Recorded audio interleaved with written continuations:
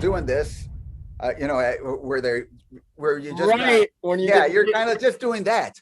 And he's like, doesn't it seem kind of weird how it just ends and you're just in that posture? And I was like, yeah. He's like, we could think of a finishing move. You need to finish the guy, and that's where the idea of finish him came up.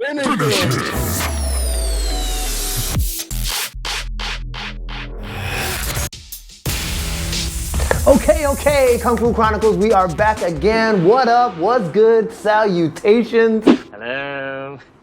Listen, like, and like below. And feel free if you want to hit up that subscribe button to stay up to date on all the latest and greatest on the channel. Okay, recently we jumped into the world of shorts on the channel. Those are those short little videos that you guys are seeing around, like a little like TikTok or whatever. There's some good action-packed ones that I put up recently. You guys may want to check them out. All right, from the title, you guys can probably guess what this video is all about.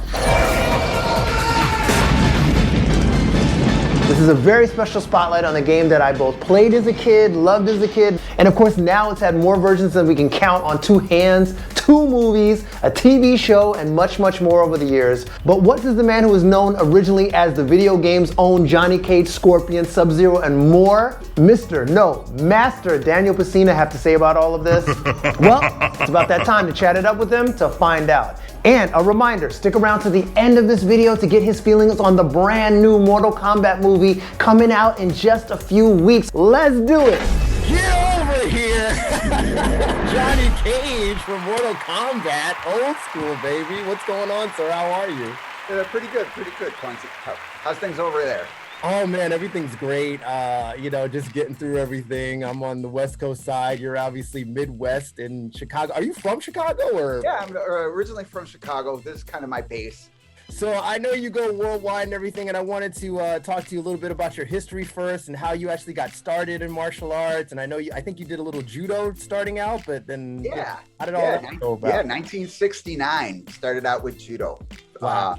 I naturally at that time, seeing it on TV, besides Bruce Lee, I used to watch Charlie Chan, the Detective. It was a black and white series with my dad on Sundays. And one time I saw him throw a guy, and my dad was like, my dad served in the U.S. military, Korean War. So he was like, I could teach you that, kind of like, father-son thing. Right. So, and I'm like 6 years old. So I pretend throw him, and he goes over, but that's the only time he let me throw him. I think he threw out his back or something, because he was just like, I was like, let me do it again. How kids are, they want to do it again and again. Right. Like, no. So I bugged him for a while until finally, Green Hornet is out. So just kept on bugging him until he took me for martial art lessons. Okay, got you. Now, so what made you want to transition for judo to like a more contemporary martial arts? Because you really are heavy like on the wushu scene, yes? Kung Fu? Actually, I took judo too. At the time, there was like, if you weren't 18, you could not wear a black belt. So I got my black belt when I was 16 years old, but because I was not that legal 18 where you can serve the military and where you could buy cigarettes and buy a beer. Yeah. They were like, you're not a man yet. Technically you're not a man. You're not an adult. You can't wear a black belt. So, that would kind of put a kibosh to that journey. And my dad was like, man, he really loves martial arts. So he looked around for different martial art for me, and found Wei Lun Choi, Luhu Bafa out of Chinatown.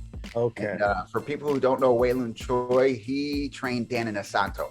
Right. Yeah, he beat up Dan Inosanto a few, and Dan Inosanto was really amazed with him. So I was with him for 2.5 years until he moved to studio. So after that, I studied 7-star praying mantis traditional. And then naturally in the 1980s, I went to China in like 1985. Okay. So when I went to China, I was introduced to contemporary wushu. Oh, that's it. So I went from traditional wushu to contemporary wushu for a while. Even though my background was, traditional, I liked the athleticism. Getting tortured naturally because you got to be real flexible to do it. But to train, and two, it's China. So, old school China, they hit you with a stick. Yeah, that's what I heard. I finally went, my first time was 2 years ago. I finally went to China, went to Shaolin Temple and everything. But yeah, I heard the old school training was brutal, man. Yeah, really, really brutal, because you learn quicker when you get hit. Yeah, yeah, and two, that you know exactly what you're talking about when you get hit with the stick. Right. My master used to call it the IQ stick. Wow. Because when I touch you with this, all of a sudden you become smart and able to learn Chinese martial arts. Oh my god! But it was don't with the stick anymore. Oh my. Yeah. So. Was it also like that true where like they would really like if you couldn't get in the splits they would push you down in the splits? Was that going on too? Wow. Yeah, not only push you in the splits, but it was imperative that you had like I had no, I couldn't do chin to toe, but I had lips to toe. Like I put on something and then put my lips to my toe, straight leg. Yeah. So flexibility. Yeah, and they force you to do that. Whether you were flexible or not, you were going to get flexible. Yeah, and we would work out 3 hours in the morning and then 3 hours at night. Same, so it really gave me a good foundation. Later on as I got older, I went back to traditional styles, when I got a little bit older. So, but that really gave me like an insight into, how training can be. Right. Yeah. Well, yeah, because people out there, they live it, eat it, breathe it. We were in a school for a few days before we went to the Shaolin Temple, and that's what they do, literally. And you've been there, like in southern China, where in the mainland, where they've got schools, and that's what they do. It's martial arts training. Like we started in the morning, then we had lunch, then we went back to training, and then at night they got another session where you train. So it's just like, wow, they live, eat, and breathe this stuff all day. Yeah, all day long. You get submerged too. You don't have the things that we have here. I get a phone call, I got to stop training, or I got to answer an email. No, you train hard because they're on you, and then you get that break because your body needs it. There's no way you can survive anymore for a little bit. Yeah, it's good. It's a good experience. Oh, absolutely. Eye-opening for me as well. So let me ask you about the tournament scene. I know you were heavy in that, and you got medals and everything, and started. Was that just a natural transition? You wanted to compete, or was that just kind of part of the curriculum when you were training? And with judo, I was competing already, so I liked that competing because martial arts is a sport where it's a team sport and a solo sport. Right. Like you train, you need to, for judo randori, you need a second person to train. It's not like, it's hands-on. It's what for throwing. But you need that. But then again, when you go to a tournament, you're by yourself. When you're doing competing or performing, whatever you want to call it, you are by yourself. Right. And that's when your training comes in from from training with your classmates. So I really enjoyed that mixture of, it was, it's a team, but then it's not a team. Yeah, no, I totally get it. I used to compete in tournaments as well. And it's like, there's something about that pressure, but it's all you, but then you go out there, do your form, do your whatever you're going to do, like your weapon set. And it's just like, okay, that getting that zone. Yeah. So let me ask, it's probably not a fair question, but out of all the arts you've taken, either contemporary, traditional, do you have more of a favorite, judo, or is it just all kind of? My favorite is Baguazhang. I learned some Baguazhang from Zhu Baojun, who passed away, but he was actually persecuted during the Cultural Revolution. So he had the chance to use his Bagua, to defend himself from the communist government trying to catch him. Because I had other instructors who got caught, and just because you're a martial artist, they just want to torture you. There's no rhyme or reason. They're just going to torture you just because they can, and that's what they're going to do. Try to break your spirit. Round two. So let me ask you this: how did you transition into teaching then? What was it, a natural thing? You always kind of had that knack from martial arts. You wanted to pass it on, or? Well, when I have a younger brother, Carlos, right? Who's Raiden. Yeah. And I actually taught him martial arts, so that was how I kind of got start teaching as far as that.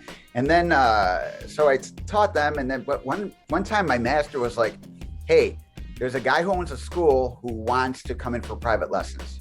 I was like, "Okay, cool. What do you need me to do?" I thought I was going to be a sparring partner or something like that. Yeah.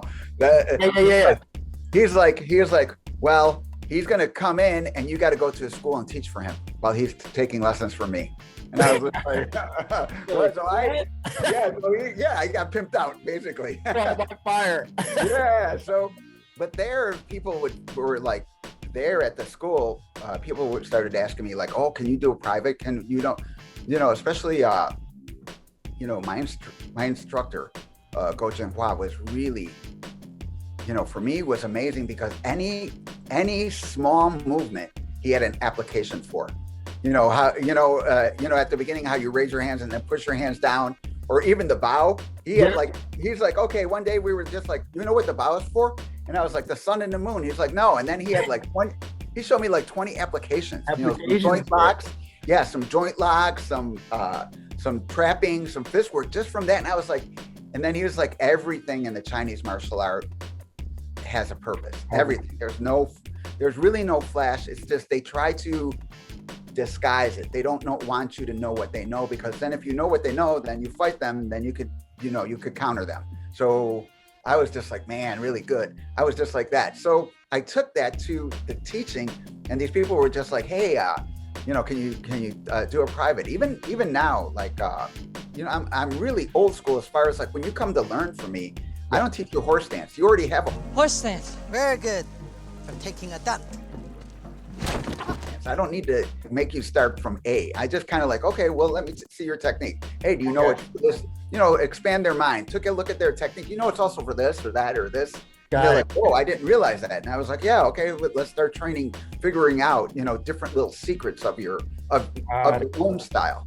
Yeah, check the foundation first and then work with what they've got. I like that. And, the quality of a great instructor, when they can teach you what the applications are really for, you're not just doing these fancy moves and it looks pretty, but when an instructor can break it down, you know what you're doing. You're like, no, but Exactly. It was just kind of just opens your mind to when you're doing self-practice and you get a taste of that, you start really analyzing all your movement, Right.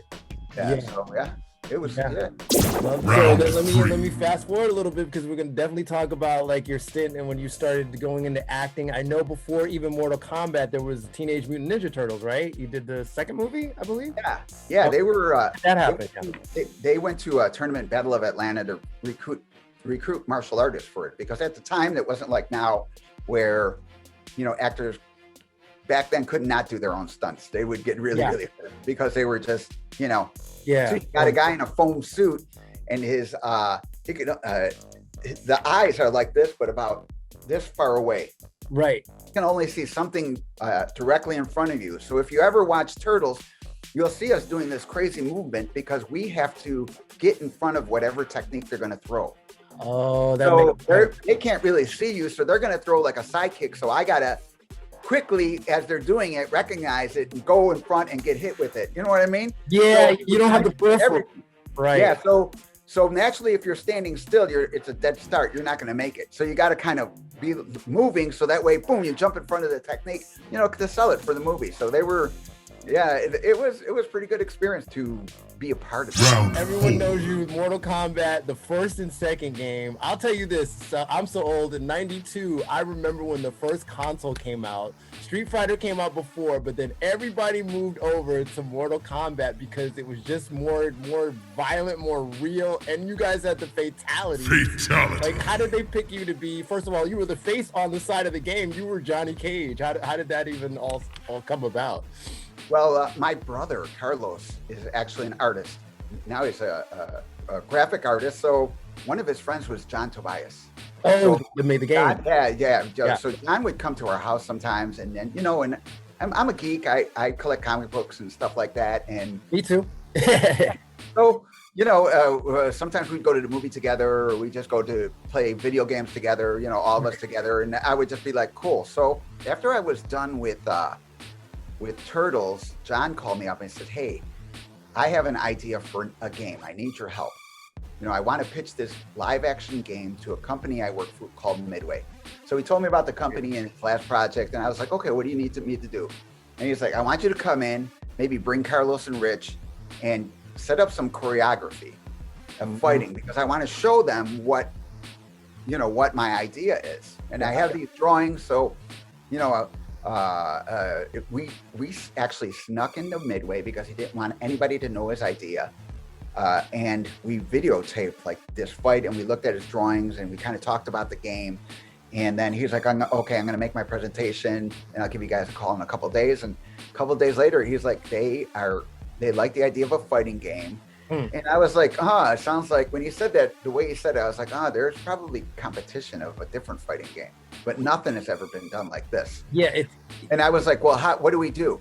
And he's like, you have to help me finish pitching this to Midway. So I want you to, we'll take you to lunch or something, meet, one of the managers from Midway, and any idea you have, so that way they will take this game. Right. So I was just like, okay, let's meet this guy. And so we get in front of a guy and we're talking about Mortal Kombat. And I told John, listen, right now we have Japanese, it's the 90s. So everything is Japanese ninja. And I was like, we have to change the Japanese ninja into the Lin Kuei. And so I told him about Lin Kuei. We go back to the Lin Kuei. No, they're dead to me. And how they blend the the mysticism into the martial arts, kind of that. And, we talk about other things, having X-rays, having, different things in the game. Yeah, I was gonna ask, who actually came up with the fatality idea, or did Ed Boon and Tobias, did they already have those ideas, or was that all you guys when you were coming, Actually, creative wise, Ed didn't come till later. Okay. So John and I were like filming martial art moves. Okay. We spent 5 or 6 days, 8 hours a day doing martial art moves. Wow. Trying to figure out what was going to work in games, falling on concrete, flipping on concrete. The sweeps, the jumps, all that stuff, trying to do that stuff. And when we were filming, John looked at me. We would look at the film, and he's like, he looked at me. He's like, we were looking at the film. And I was like, oh, that's pretty cool. And I was just doing this, where you just right. You're kind of just doing that. And he's like, doesn't it seem kind of weird how it just ends and you're just in that posture? And I was like, yeah. He's like, we could think of it. We need a finishing move. You need to finish the guy.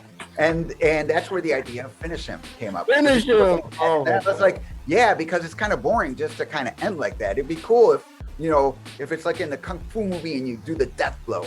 Yeah. So he was like, yeah, we got to come up with 3. He's like, 3 per character. So that way you can choose what death blow you're going to do. And I was like, yeah, let's do that. So Tobias really awesome. Was, he came up with it just by like watching, like filming stuff, watching that as we're just right on the fly. That's so cool, because the ideas that was the one thing that differentiated. There were other fighting games, but when Mortal Kombat, first of all, it was like, you could tell it was live action mixed with the animation, versus the other games were just all animation. But those fatalities, of course, and then they went on later to do different things with it. But that's what Mortal Kombat is, like the staple of what it was all about. You had to get to that finishing move. And then if you couldn't pull it off, you were so mad. You were like, no, I want to finish. And then the guy would just pass out if you didn't do it in time. Later on, I found out that the guy that we pitched the game to was Ed Boon. I didn't realize that you know what I mean? When we met him, I didn't realize like that I was actually pitching the idea of Mortal Kombat to Ed Boon, who turned out to be the manager of our game. So it was pretty cool. Yeah. So when you did it, I know you were Johnny Cage and you were Scorpion, Sub-Zero, right? And Reptile also in the first game? I did enough.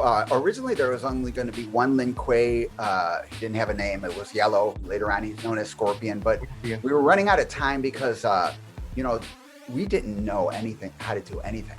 So we spent a lot of time just trying to create like the pathway to the game. We get a problem and we tried to solve it. It took us a long time to even show, like, eventually we got to the point where we like approached Ed and we were just like, hey, look at all this stuff that we came up with. What do we need? How do we make what we have, able for you to use it in the game? Okay. And then that's when we invited Ed in to kind of take a look at what we had kind of created and to make the adjustments in the game. Okay, gotcha. Now I gotta ask you, because it's just so obvious. I'm sure you've been asked before, but the Johnny Cage character, especially his signature move with the split and the nut hit, is that meant to directly spoof Van Damme at the time, or was that just something? Okay, yeah. John was like, hey, we should put the split in the game to kind of honor Ed's idea of having Van Damme game, because then I found out that we had our idea for the game, and then Ed had his idea for the game, but his idea got shut down because of the amount of money that Van Damme wanted. They've decided to negotiate. $20 billion? And so then then they call, then we're back to the original idea of what would be called Mortal Kombat. But he'd be like, it'd be funny if we like spoof him. And I was like, yeah, but I don't really, I'll pay for Van Damme movies, but he's not really a good martial artist. Right. He's a cool action star. And again, I'll buy any movie or any series, anything that Van Damme comes in, I'll be in line to buy a ticket or download it. I'll pay for it. Right. But I was just like, I don't really want to do that. I don't want to do anything Van Damme. And then John is just like, I'll buy you pizza. And I was like, okay, what do you want me to do? Yeah.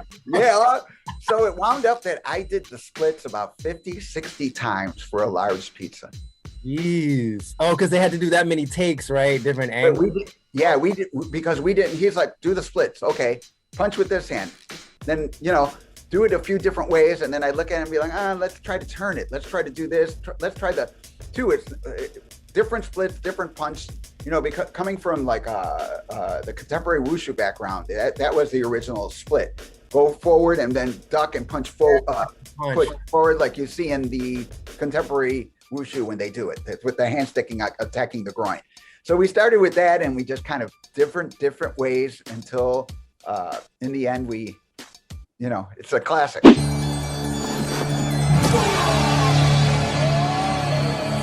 Round 5. So from that success, obviously Mortal Kombat 2 comes along. Then when you guys were pitching Mortal Kombat 1, I know there was no way you had the idea like, okay, this is going to just blow up and be the phenomenon. How quick was that turnaround where like, all right, guys, we're doing part 2. Let's go again. Like within 2 or 3 months, we were already working on 2. John didn't even really want to do 2. Oh, really? Yeah, because he was like, I already created, because he was more like, he's the creative force. He is, even though Ed programmed the game, John Tobias really created Mortal Kombat. It's cool that he, I created all the moves in it like that, and Ed is the programmer, so we kind of all collaborated with it. But in the end, Tobias is the father of Mortal Kombat. He is the creator. But he was like, why should I do number 2? I already created the best fighting game ever. Right. He goes, that's not very satisfying. Got it. But then Ed offered him more money. So then he was like, oh, okay, I could do, I get a little bit more money. My pay grade goes up. So he was like, okay, we're doing, Danny, we're doing number 2. You're goddamn right. So it was really different production. The first one we did with John Tobias's dad's video camera. Wow. So it wasn't even like a production quality camera. It was a consumer camera. Oh, wow. So yeah. Like old school, really, really barbaric. Everything had to be done slow and stuff like that. Now they actually built a studio for number 2, and they bought it like a digital camera. John was just like, look, they spent $50,000 on this camera. I'm like, whoa, man. You could definitely tell the upgrade with 2, but I remember as you brought up earlier, your brother Carlos, he was Raiden and a couple other characters in the first one too, right? He was just Raiden in the first one and naturally Raiden in the second one. Now he still works for Warner Brothers. He NetherRealm. So he does like mocap for them.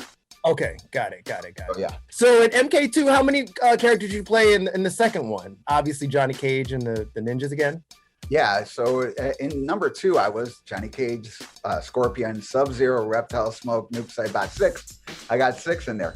Wow. But again, it was the same thing. They were like, just record a bunch of different, if we have time, we'll put a bunch of stuff in, record stuff to make, for us to be able to make a bunch of Lin Kuei ninjas. I was like, okay, When you first saw the video game completed, were you like, holy shit, you didn't realize there were going to be that much violence in there? Or like, and it's computer violence, so it's fun.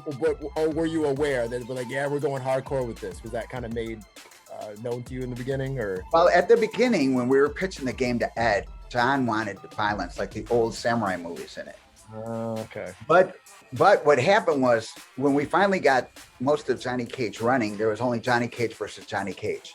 There was no other characters running. And Ed wanted to add the blood, but Ed just threw the blood on there.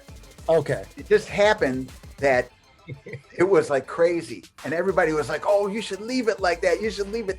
That's so crazy. You know what I mean? So it was just happened to be like, oh, we're just throwing this together to see how it's going to test. Right. And people were saying, "Oh, keep it," and then all of a sudden, everything became like even bloodier than it was before. I asked because I remember when, like I said, I was a teenager at the time. I was in college when the first game came out, but I remember when it transitioned to home video. I think my mom got it from my brother, and she didn't realize there was all this violence in it. And then you guys were the ones that created, because of Mortal Kombat, they created the ratings. They started doing the ratings for games back then, right? Because I remember you. Yeah. They had like a cover. I remember like you were on the cover of like Time magazine or something. They had this whole article. It started this whole wave. It's like, are video games too violent? And I remember too, they had the version where it was either Nintendo or one of the systems. They took out the blood, so you would. Nintendo. Yeah. Was it? You would sweat. Yeah, you would sweat. Like when you hit it, the sweat. It was gray. It was blood, but they made it look like sweat. You know, because they didn't. Right. Yeah. But then later on, they put the blood codes in because it didn't sell good. Well, you know, didn't sell enough. So they're like, they need the blood. Round what were 7. your feelings when the movie came out? Because that was like 95, when it blew up into a movie where you're like, wow, this thing like took off. Were you even asked to be in the movie, or how did that all work out? Were you just, you know?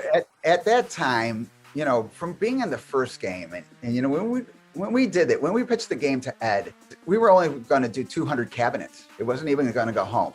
Wow. So when they pre-sold like 10,000 arcade cabinets, you know, I approached Ed and John. I was like, hey guys, you know, you told me there's 200. Now that you guys got 10,000. They were like, don't worry, we're going to give you a bonus. Okay. So then it went home, and then I was going to get another bonus. And then finally I was like, guys, where's my money? Right. You know, and at the end of 2, and then they were like, well, you know, you got to, the owner of the company stepped in, and he's like, do you have any promises in writing? And I was like, no, I don't. You know, they told me. And they were like, well, if you don't have it in writing, we don't owe you anything. So that is why I didn't go on with them. You know, yeah. I was just like, well, you know, you guys, that's not right. Yeah, you know? Of course not. Yeah, you had a verbal agreement. You did all that work too. It's like, yeah. So, but before I quit, when I was just like, they approached me and said, hey, if we may put you in the movie if you sign a new agreement. And then I was just like, you know what? I'm not going to sign any agreement, because may means no. You guys are not going to put me in any movie. You just want me to sign your contract, and you know, you have to write my image, and I don't want that. You know, so I did not. I met with Kasanoff, and we put together some fight sets for him. 2, I know a lot of the guys who did the movie. You know, they came from the circuit, the martial arts circuit, so they're good guys. A funny story, you may know, my Sifu, Ken Edwards, was in that movie. He was the black guy Girl Kills. He's like my Sifu, because I did Northern Eagle. I still do Northern Eagle Claw, so that was my original. So that's my kind of connection to that. So, oh yeah, that's cool. Round For me, 8. when I watched the movie, I was like, man, I can understand they want to get a wider audience, but I was really looking forward to like the fatalities. That's why, you know, this new movie coming out, I'm really looking forward to the blood and gore, because that's, you know, Tobias created this dark game.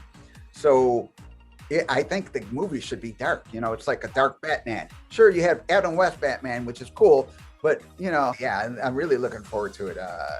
You know, see what they do. And 2, I'm a fan of like a lot of the guys, you know, who are in the movie. I'm like, oh, I like their work, you know. So it's, you know, something to look forward to, and just keeping my fingers crossed. For sure.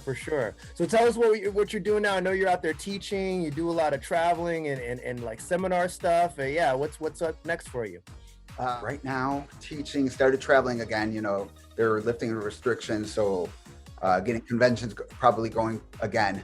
So doing that in this year in the summer. I'm going to UK to film a fan-based movie. Okay. It's like what happened to Johnny Cage? You know what I mean? He's hiding out in England, and Kano and the Black Dragons find him. Yeah, I was going to ask if people want to train with you. Do you actually teach hands-on your students now, or do you have assistant instructors that teach for you? Or No, I'm pretty much hands-on, providing I'm not traveling, but I'm hands-on. They can reach out to me, like, again, Master Pacina on Facebook, or go to my website. Master Pacina is the brand. Well, I want to thank you so much for doing this with me, Master Daniel Pacina. It's always good to meet another fellow martial artist in the game and someone with your history. Thanks again for taking the time to chop it up with me and all the fans of Mortal Kombat and more. Just like him, I can't wait to see what they do with this new movie. From the previews, it's looking really, really good, guys. But more importantly, what are your guys' thoughts on it and this interview period? Learn anything new? Hit me up in the comments below and let me know, all right? Also scratch that, double smash that like button if you were feeling it, of course. Check out a few other videos you guys may like while you're here. Stay safe, see you guys in the next round, and keep punching. Well done. Over here.